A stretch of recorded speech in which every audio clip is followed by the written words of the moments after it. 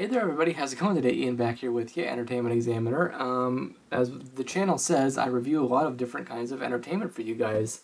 From unboxing videos, to movie reviews, to movies I bought.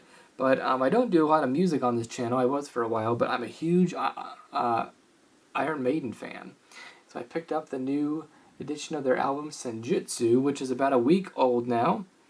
And it debuted at like number 3 or 4 on the charts, which is awesome. I'm so happy for these guys. Iron Maiden, of course, new wave of British heavy metal band, came out in 1980 with their debut album. They've had a bunch of albums, some lineup changes ever since. But since 2000, when their most popular lead singer Bruce Dickinson and guitarist Adrian Smith rejoined the band for 2000's Brave New World album, they've progressively put out a string of good albums.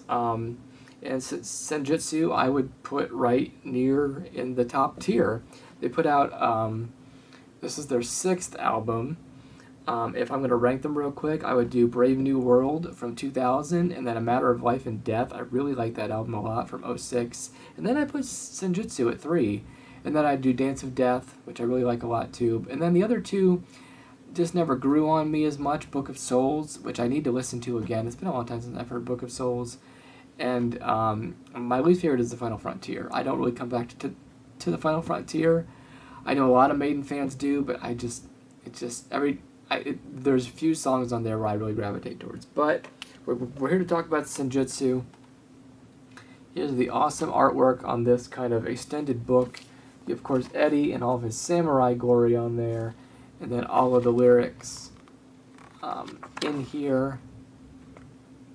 I waited a week to review this because this is an 82-minute album. This is their second double album in a row, which that's one thing I love about Iron Maiden, is that they do whatever they want. They don't listen, oh, you gotta put a single, you gotta put, a bunch of singles out. You can't have a long album. Nobody buys albums anymore. That's not true at all. I saw many people on social media purchasing vinyl or this edition or the CD.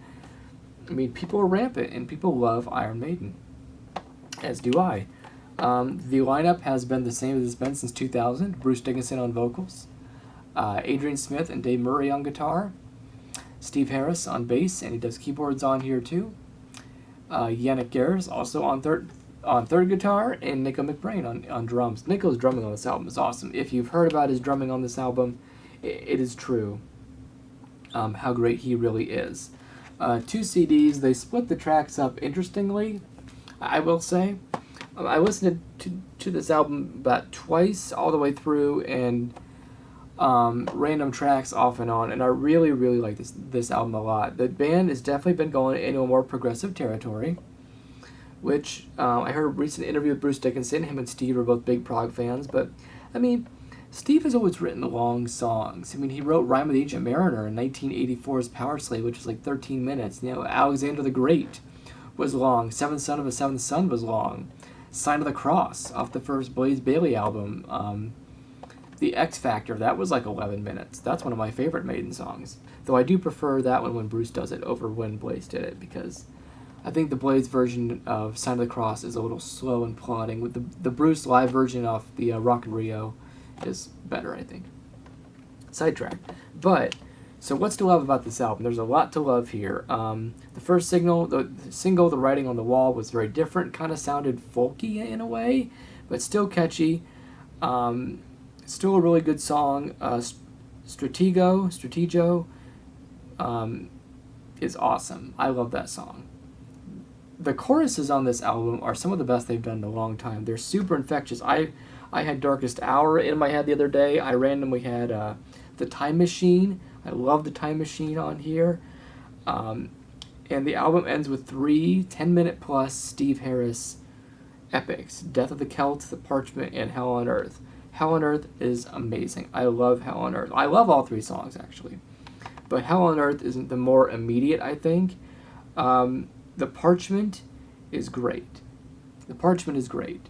The ending of The Parchment, where it just, boom, it just hits you, great. And I really love Death of the Celts. The intro and the outro of that song is fantastic. All 3 of those songs are growers. Also, Lost in a Lost World. Steve Harris's first solo writing track on track 4, 9 minutes. It's a little long, but a couple minutes too long. But I really like a lot of that song. Days of Future Past, another single, written by Smith and Dickinson.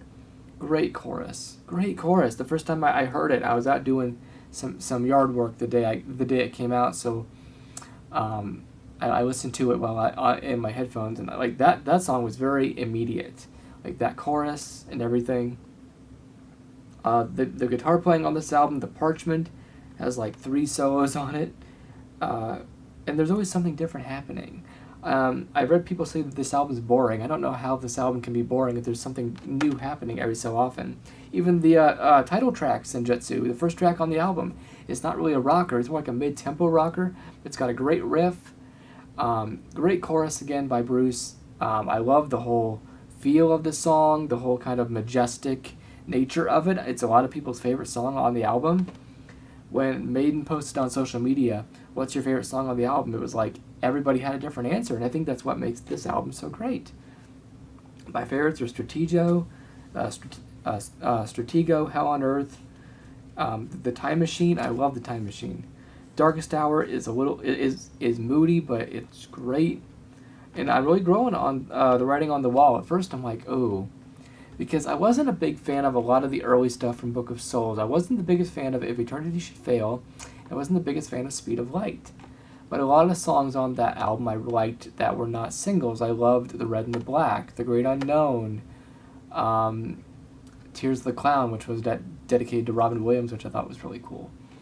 But this album, I think they just kick things up a notch and really, I don't know, they bring, this is what Maiden does now. They like to do these long albums. Is this what they're going to continue to do each album cycle? A double album?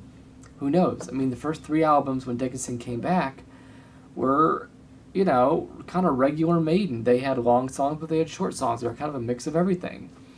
But with Book of Souls, they really just, Steve Harris just said, I want to write long stuff. But it still sounds like Maiden. And Steve Harris's bass is all over this album. Steve Harris is one of my favorite songwriters. He was a big influence on me when I picked up the bass a few years ago. His songwriting has always been top-notch, and he still does great here. My quibbles on the album, the things I'm about, on the longer songs, I wish there was more variety in the vocal melodies. Bruce kind of sings the same vocal melody over and over. I wish that was mixed up a lot. But still, they're great songs.